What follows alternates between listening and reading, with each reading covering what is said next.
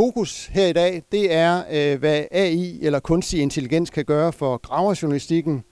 Og det er den opgave, som de 3 oplægsholdere har forberedt sig på at kunne svare på. Og den første af oplægsholderne, det er Peter Hammerskov, adjunkt her på DMJX. Han beskæftiger sig for tiden næsten udelukkende med kunstig intelligens i journalistik og kommunikation. Som mange af jer nok ved, så har han startet et netværk for kunstig intelligens i dansk journalistik. Han skal være fellow på Digital Democracy Center, SDU, det næste års tid, og udkommer sidst på året med en bog om emnet sammen med Ditte Elnif fra SDU. Peter har kaldt sit oplæg en indflyvning til emnet med budskabet om, at AI allerede gør en stor forskel i den undersøgende journalistik. Velkommen, Peter. Tak. Ja. Det er også en drøm, jeg har, at mine studerende begynder at klappe, når jeg kommer ind i lokalet, så ved man så, at man gør det eller andet rigtigt. Og hyggeligt at være. Det er lidt ligesom sådan en fætter-kusine-fest, hvor der var krammer, og gud, godt at se dig, og sådan. Det er dejligt at være til et lokale, hvor vi også kan facilitere den slags møder. Det er jo vidunderligt. Mit oplæg bliver ikke forfærdeligt langt, til gengæld så håber jeg, det bliver utrolig godt. De skal gerne gøre, i hvert fald lige give os sådan komme ind i det mindset, der handler omkring AI og graverjournalistik og undersøgende journalistik. Og derfor så har jeg selvfølgelig fået sådan en eller anden form for AI-service til at lave et billede her, som I kan se af en graver, der sidder ude på, det er en kvindelig journalist, der sidder og graver ude på en landingsbane et eller andet sted, og graver gode historier frem. Det er jo fantastisk, ja.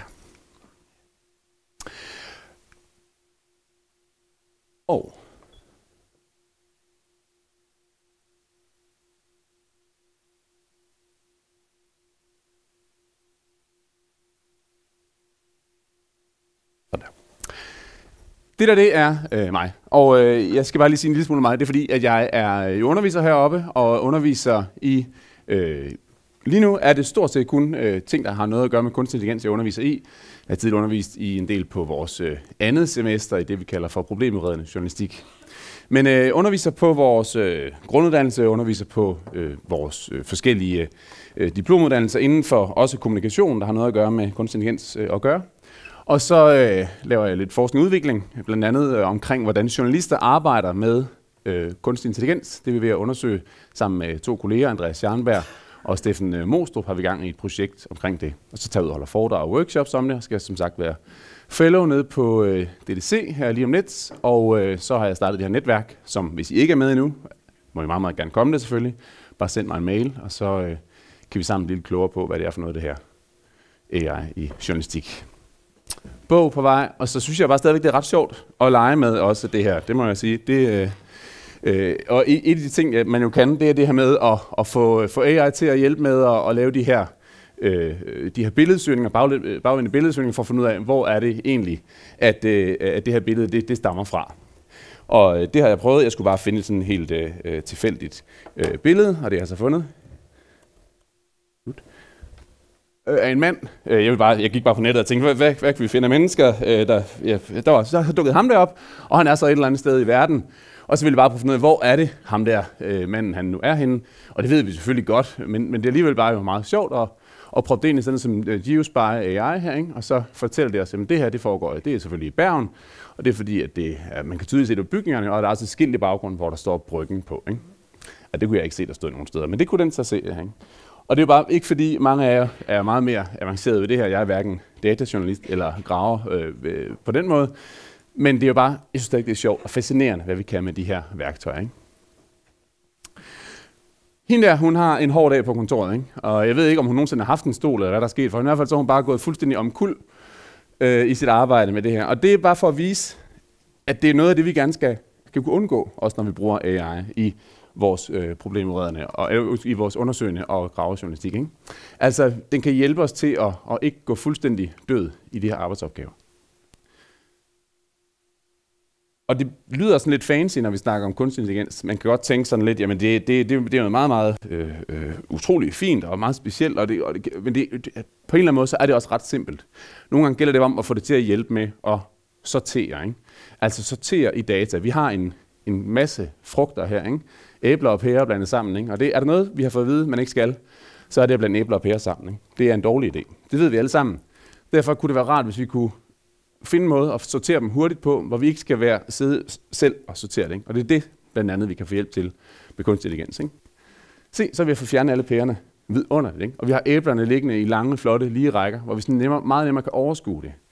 Og det er lidt det handler om nogle gange. Altså, det kan ikke gøre alt arbejdet for os, men det kan hjælpe os til at gøre arbejdet meget nemmere. Så vi får det der ene gode eksempel til sidst, som er det, vi lidt efter den der dims, ikke? Og så kan vi virkelig gå i dybden med den og kigge på den og studere den. Ikke? Det er som om hun så kigger lidt hen over den. Jeg ved ikke lige, hvad hun egentlig laver, men i princippet så skulle hun lave. Og jeg vil sige, det billede, jeg lavede før det der havde hun 3 arme. Så ja. Men det er jo ikke noget nyt. Vi har jo altid brugt machine learning, når vi laver journalistik. Ikke? Altså det er jo ikke noget, der er opstået her inden for det sidste korte stykke tid, men det er noget, vi taler rigtig meget om. I kraft af, at der jo kom, især ChatGPT kom her den 30. november 2022. Ikke? Men vi har jo altid brugt de her værktøjer til at sidde og arbejde med data på. Ikke? For eksempel sådan noget klassisk noget som det her, ikke? Det er noget, vi journalister synes er meget, meget vigtigt. Ikke? Det her med at følge efter pengene. Ikke? Det har vi jo altid gjort og fået hjælp til fra de her systemer. Og kigge igennem store datasæt, det har det også altid været noget, vi kunne bruge det til. Eller det her med at udstille, når der bliver lavet nogle store forbrydelser inden for miljøet. Så har vi brugt blandt andet machine learning til at holde øje med det. For eksempel ved at sidde og kigge på de her satellitbilleder. Ikke? Og det kan være ret effektivt til det. For eksempel har vi det her eksempel fra Venezuela, hvor man jo i et større projekt fik afdækket, hvordan folk de bedrev ulovlige mining, altså ulovlige miner, ude i regnskoven. Og det kunne man altså blandt andet se på de her satellitbilleder. Og det kunne man også godt se med det menneskelige øje. Problemet er bare, at det vil tage ufattelig lang tid at afdække så store områder som mennesker, ikke? Så at kigge igennem alle de her billeder. Men der kunne vi altså ved hjælp af AI kunne de meget mere effektivt finde frem til de her steder. Og noget af det, der var rigtig godt at kigge efter, det var de her landingsbaner, for det var ret nemme at kende. Altså man kunne se de her landingsbaner, der blev anlagt af de her forbrydere. De har sådan en ret distinkt form, så de var gode til at bruge som indikatorer på, hvor man skulle kigge hen. Og det de så fandt ud af, de her konkrete, det var, at de jo faktisk, de kendte til måske cirka 40-50 tilfælde af de her miner, og de fandt frem til, at der var nærmere cirka 3.000 af de her ulovlige miner rundt omkring i Venezuela. Ikke? Så det var et kæmpestort fremskridt for dem, og det var noget, de aldrig nogensinde kunne have fundet frem til, hvis ikke de havde brugt AI til det. Et andet eksempel fra Argentina, hvor de har, det her det er sådan en rapport, når de holder valg i Argentina, så sender de ud fra alle valgstederne, sender de sådan en blanket herind, der ligesom forklarer, at det hele er gået til, som det skal, og de udfylder det hele, og så sender de det ind. Men der var nogle journalister, der fik en fornemmelse af, at der var noget, der ikke var helt okay, og så fik de så tjekket alle de her, altså ved hjælp af sådan noget computer vision, fik de kørt alle de her dokumenter igennem et system, og så fik de så set, at der var faktisk, i 5% af de her tilfælde, var der faktisk nogle problemer. Og det igen, det havde været en fuldstændig uoverskuelig opgave som mennesker, men det er noget, der er relativt nemt at gå til, når du bruger den her teknologi. Det her det er et lidt nyere eksempel. Det er jo nede fra Gaza, hvor vi har det her det bombekrater. Det er fra sådan en 200 punds bombe, som israelerne bruger. Nogle gange i hvert fald, når de bombarderer ind over Gaza. Og det er et våben, som de har fået meget kritik for at bruge, fordi det er der mange, der mener et lidt for voldsomt våben at bruge til den slags konflikter, specielt når man bruger det ind i områder, hvor der bor mennesker. Og det kan også være svært at få overblik over det, specielt når man ikke kan komme derind som journalist, men så kan man måske sidde og kigge på nogle billeder op fra luften af, nogle dronebilleder for eksempel, og så kan man sidde og kigge efter de her krater. Og de er sådan mellem 13 og 20 meter i diameter cirka, og det er relativt nemt at se oppefra, men det kan være svært med det blå øje at sidde og spotte dem alle sammen. Og igen, så hjælper det altså, hvis man bruger kunstig intelligens, og det gjorde New York Times i det her tilfælde, hvor de så fandt en masse eksempler. Men mennesker er nødt til at sidde og kigge med på billederne, ikke? Fordi det kunne så få den til at pinpointe, jeg tror det var et par tusind steder, den fandt, eller 1600 var det vist, at selve systemet det fandt. Og så går mennesker så i gang med at kigge på de billeder, for der er nogle falsk positive, ikke? Den op til venstre, det er jo en skygge, som den har udpeget til at være et krater, men det er det ikke, det er bare en skygge af et eller andet bygning. Og de to til højre derovre, det er sådan nogle vandtårne, ikke? Og det nederste her, det er et bombekrater, men det er så et gammelt bombekrater fra en tidligere episode, ikke? Så der er stadigvæk brug for menneskene, der kigger her, ikke? Men de fandt altså de her 208 kratere i den sydlige del, som ellers var der, hvor folk var bedt om at tage hen for at blive evakueret. Ikke? Der fandt de stadigvæk, at Israel havde i hvert fald lavet de her 208 angreb, og formentlig flere, men det var 208, de kunne bekræfte med sikkerhed. Jared Schroeder her, han er professor fra University of Missouri School of Journalism. Og han siger, at det her, det vi nærmest ikke kan kunne lade sig gøre med mennesker. Ikke? Den historie er næsten ikke mulig uden AI. Det vil være meget svært at lave for mennesker at fortælle alle de her bombekratere ud fra satellitbillederne. Ikke? Så derfor så kan man nærmest sige, at det var AI, der gjorde den her historie mulig at lave. Og så er det klart, det var selvfølgelig New York Times, der kunne det, fordi de har jo, altså, der er ikke nogen, der sælger flere abonnementer, end New York Times gør. De har penge nok. Men så var, jeg ved ikke, nogen af så den her, der var her for nylig, en artikel med en gut ude fra Filippinerne, en journalist, som så har arbejdet med at bruge ChatGPT, og mere specifikt deres custom GPT'er, til at lave en løsning, der kunne hjælpe med at lave journalistik. Meget, meget enkelt. Hvis nogen af jer sidder og arbejder med de der custom GPT'er, det er jo virkelig nemt at bygge en lille robot i, kan man sige. Ikke? Han lavede en, som han kaldte det der Koa Beat Assistant, som skulle hjælpe med at se igennem sådan nogle revisorerklæringer fra nogle regnskaber inden for det offentlige, og så skulle den så altså holde øje med, om der var noget galt i de her regnskaber i Filippinernes måde at bruge penge på. Og den fandt så blandt andet ud af, eller så testede han den på en gammel historie, der var lavet tilbage i 2021, hvor man fandt ud af, at der var blevet brugt alt for mange penge på nogle computere, der var blevet betalt alt for dyrt for dem, og i øvrigt for nogle computere, som slet ikke var tidsvarende. Og han testede bare, fordi han vidste, at den fejl havde der været, og så testede han med det her og fandt ud af, at den faktisk også fandt frem til den. Ikke? Og hans pointe, som jeg også synes er god, det er, at med de her custom GPT'er, så er det en mulig game changer for redaktionerne. Ikke? For det giver folk mulighed for at lave nogle ting, som de ellers ikke ville kunne, og på en meget, meget billigere og meget, meget mere effektiv måde, end de har haft mulighed for hidtil. Og det var jo bare, hvad skal man sige, det var så lige de rapporter og de tal, som de arbejder med der, ikke? Men mulighederne er jo uendelige. Ikke? Altså hvis vi kigger på regnskaber, eller ESG-indberetninger, eller VVM-redegørelser, eller når vi kigger på, hvor gode de i Randers Kommune har været til at lave tilsyn med en eller anden virksomhed, eller hvad ved jeg. Ikke? Altså, der er masser af muligheder for at bruge det her til at kigge på store mængder data på måder, som vi ikke ville kunne overskue at gøre selv. David Caswell kender han måske også, han er tidligere BBC, og han har sit eget firma. Og igen, så er pointen også bare her, at det her det giver altså også mulighed for, at det ikke kun er de store, med de store muskler, der kan gøre noget her. Vi kan også i små redaktioner gå til de her værktøjer og bruge dem, fordi de er så nemme at gå til, og de er billige, og der findes så meget, hvad skal man sige, delt viden omkring, ikke? At der er så meget åbenhed omkring, hvordan de virker og kan bruges. Vi kender, det gør I formentlig, Nick Newman, han laver de her Trend and Predictions rapporter hvert år fra Reuters Institute for the Study of Journalism. Og det er bare for at sige, at det her det er altså også et sted, hvor de folk, han har haft med i sin survey, altså de her ledere ude fra nyhedsverdenen, at de også peger på det her som et sted, hvor der altså kommer til at blive gjort stor brug af AI. Ikke? Altså 27% af dem siger, at det bliver... 22% siger, at det bliver meget vigtigt, ikke? Og cirka 50% siger, at det bliver formentlig vigtigt inden for det her med news gathering. Og det er jo ikke det eneste sted, det kan hjælpe os i journalistikken. Altså det giver jo også mening at bruge AI til at finde de gode idéer til, når vi skal lave de her store udredende og undersøgende projekter.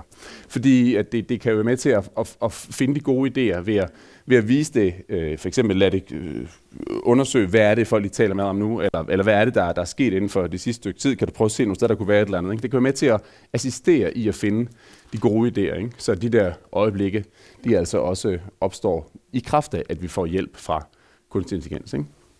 Og det kan hjælpe os, når vi selvfølgelig planlægger interviewet, når vi har fundet frem til den her vigtige historie, og ud fra de her data, så skal vi sidde og lave interviewet med ham, skurken, der sidder der, ikke? Og der kan det selvfølgelig også hjælpe os med at planlægge vores interview, og det kan også hjælpe os i selve udførelsen af interviewet, ikke? Der er eksempler på nogen, der sådan bruger det i real time, når de laver interviews, så har de, måske sidder de ikke selv, men så har de en med, der sidder og faktatjekker det, som bliver sagt af interviewpersonen, og ligesom får det testet med det samme. Ikke? Og det er jo ekstremt effektivt. Og så selvfølgelig også, når vi sidder og laver vores endelige output, ikke? Der kan det også være en stor hjælp. Jeg vil sige, jeg synes stadigvæk, at det er måske næsten der, hvor det er det mindste lige nu, i forhold til at sådan producere selve nyhederne, men det kan klart komme med udkast, og det kan også være med til at sådan tænke i versioneringer osv. Men det er måske ikke det sådan, der det faktisk er allermest anvendeligt lige nu. Det der, det er illustration af Human in the Loop. Hvis I ikke kan afkode det, så forklarer jeg lidt. Det er altså, at mennesker laver et loop-agtigt der, ikke? Og det er bare for at sige, at det er altså ekstremt vigtigt, også når vi arbejder med undersøgende journalistik, med gravejournalistik. Det er ekstremt vigtigt, at det her det jo er noget, som bliver sat i gang af mennesker, og som også bliver afsluttet af mennesker. Ikke? Fordi det er jo ikke sådan, at vi skal give nogle teknologier eller deres udviklere mulighed for at beslutte, hvad det er, vi skal lave for noget journalistik. Men det er en rigtig god mening, at vi sætter de her processer i gang. Og så bruger vi en eller anden form for AI-løsning til at hjælpe med at lave de her oversigter over data, og hjælpe med at finde ud af, hvad der er vigtigt at lave historierne om. Og så kigger vi så igen på det som journalister til sidst, og ser på, jamen, hvad fik vi så ud af at få lavet de her opsummeringer, de her grupperinger af data, og hvad kan vi arbejde videre med i journalistik der? Så kan vi, altså den der behøver ikke kun være en menneske-maskine-menneske, det kan også være menneske-maskine-menneske-maskine-menneske-maskine selvfølgelig. Ikke?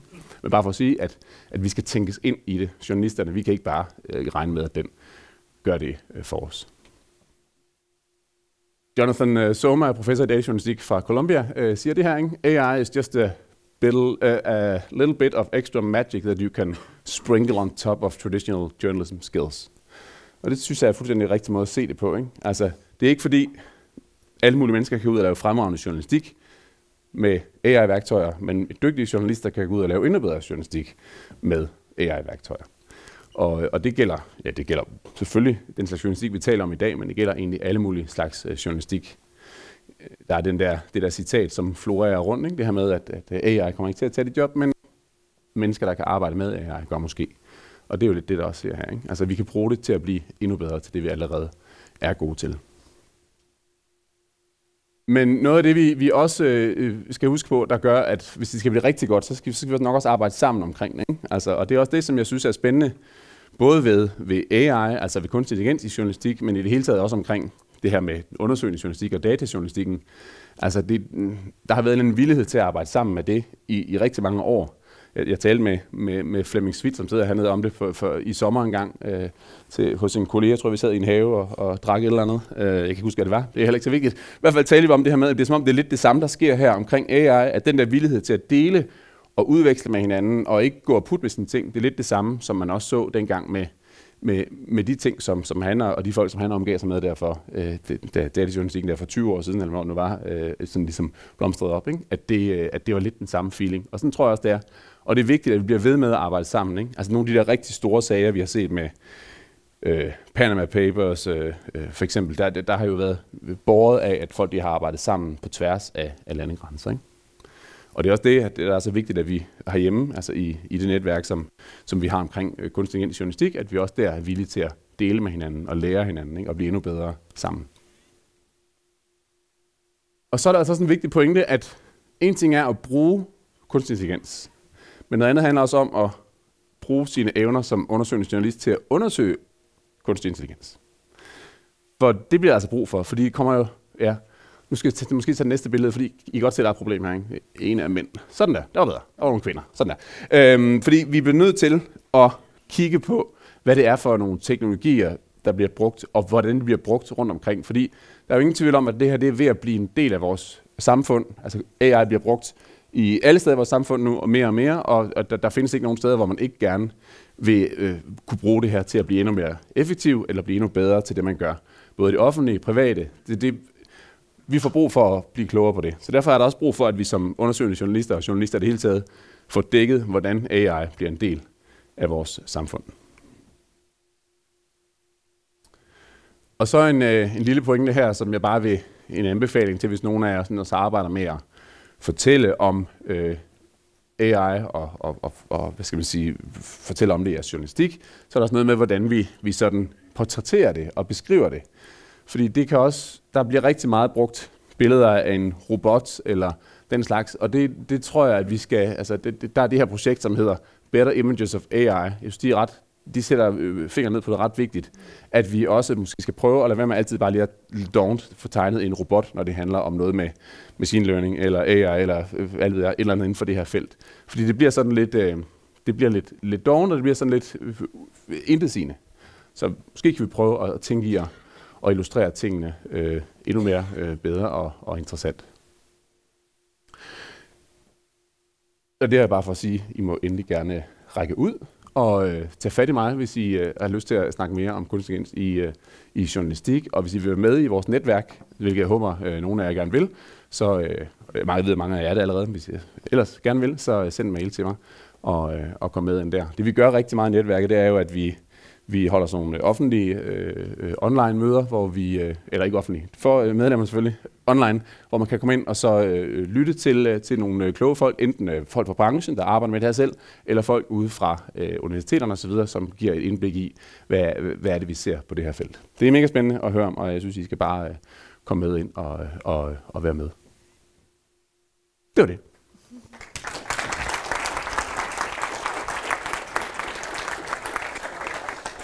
Tak, Peder. Så er der 10 minutters pause, altså til 5 minutter over halv.